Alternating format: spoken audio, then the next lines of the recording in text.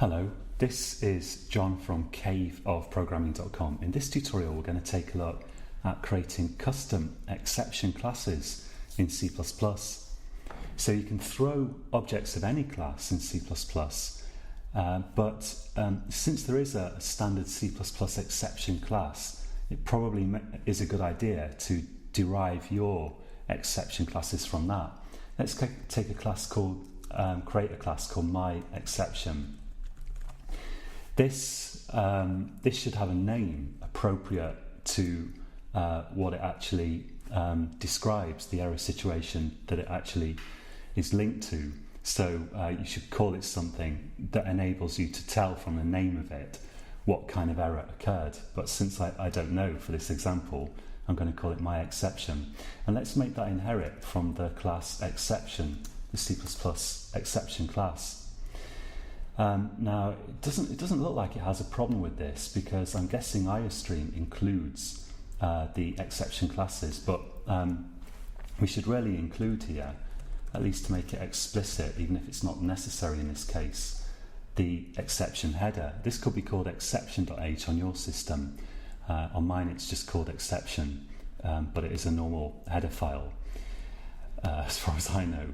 And here we've got using namespace standard because, like other standard C++ things, it's in the standard namespace. Now if we go to Google and we Google for C++ exception, we can find a reference to it, and we see that it's got this what method that we've seen previously. So I'm going to override this method. So let's say here public what. You notice it's got a const throw here. What this actually means is that it means this method cannot throw an exception. It won't throw an exception, and sometimes that can allow your compiler to optimize your code if there are, for example, variables being instantiated that are only used if an exception is thrown.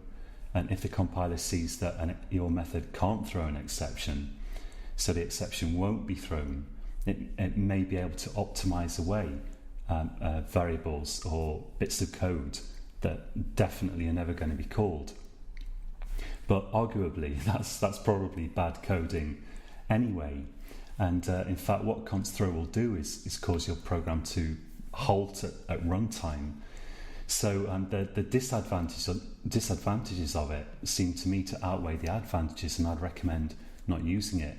If your method does throw exceptions, you can also list the exceptions that it throws here, like bad, balloc, or I don't know, some other exception here. You can list them, but again, there's no compile time checking there.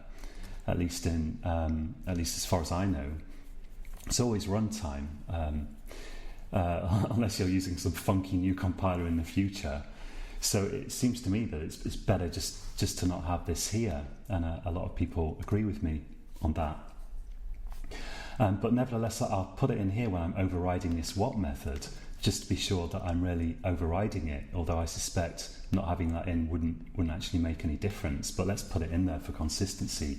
So in the what method, we can return a string here. So let's say something bad happened. Of course, this should tell you exactly what did happen, but since this is a demo program, we can't say. Let's create a class here, class test I'll call it, which has a method which throws an exception. So let's say void goes wrong, and we'll just say throw my exception. So of course this should only happen if an error is detected. Then we can say here test, create an object from that class, and we can say try.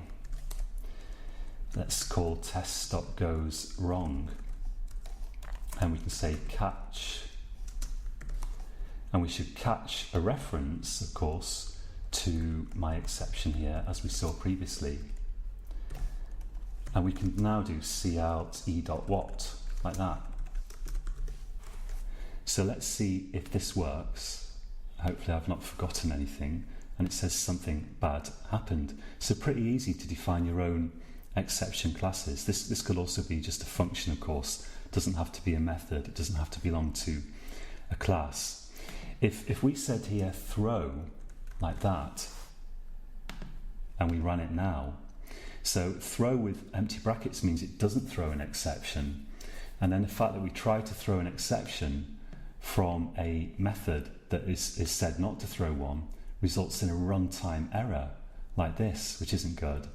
Similarly, we could say that it throws bad alloc, implying that it can only throw bad alloc and not anything else. So if it does throw a different exception, again, we get a runtime error, not a compile time error. And for that reason, I would prefer not to use that. I think it's generally not a good idea, unlike in Java, where there is compile time checking on what kind of exceptions can be thrown. Okay, so that's basically it for this tutorial. I'd recommend having a go at creating your own custom exception. You can try it with or without the deriving from the standard class. Here we're not really making any use of it, but it's probably a good practice to do that.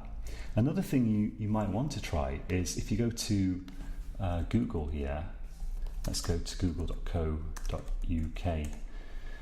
and if you search for C++ standard exceptions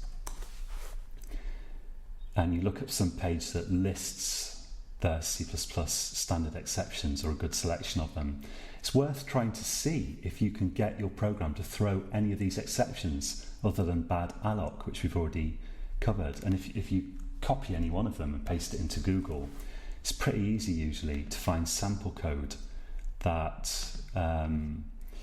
shows you how you can throw this exception. You might have to click a few links here, so if I don't get one pretty soon, I'm going to give up. But there we go, there's some sample code. I couldn't figure out how to throw any of these with my particular compiler if I stick to C++ that we've already seen in the beginner's course, the free course that preceded this one, or this course. But if you know more C++, or you may be able on your compiler to throw some of these using the C++ that you already know, then it's worth trying to see if you can do that. If nothing else, it'll get you a bit more familiar with this list of standard exceptions. So that's it for this tutorial, and until next time, happy coding.